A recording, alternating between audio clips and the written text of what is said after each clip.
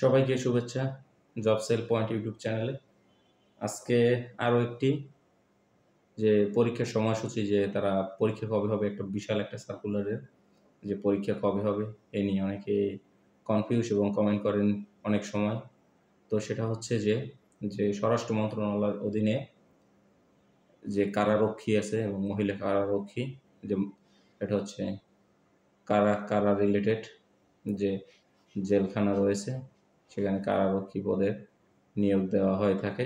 তো এখানে এই কারারক্ষী পদের পরীক্ষা কবে হবে?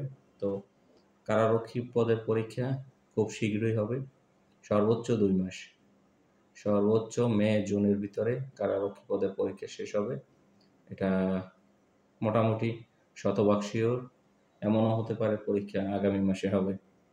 তো যারা মূলত খুব সহজে একটা চাকরি পেতে চান, 17তম গ্রেডের কারারক্ষী, মোটামুটি অনেক ভ্যালু আছে এই চাকরিটায়, তারা মূলত পড়াশোনা করতে পারেন প্রিলিমিনারি।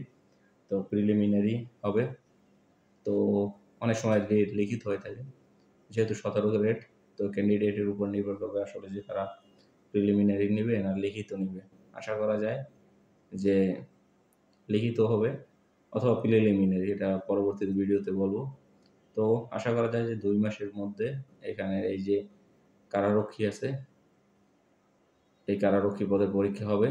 তো বেশি একটা সময় পাওয়া যাবে না, খুব শীঘ্রই হবে এবং খুব অনেক পরীক্ষা আসবে সামনে, খুব বেশি পরীক্ষা। যে যারা অনেকগুলো আবেদন করছেন দেখবেন একসাথে অনেকগুলো পরীক্ষার সময় দিয়েছে। এই হচ্ছে কথা, যে কারারক্ষী পদের পরীক্ষাও খুব শীঘ্রই হয়ে যাবে। বড় বড় যে সকল সার্কুলার আছে এগুলোর পরীক্ষা খুব তাড়াতাড়ি শেষ হবে এবং খুব দ্রুত নিয়োগ হবে।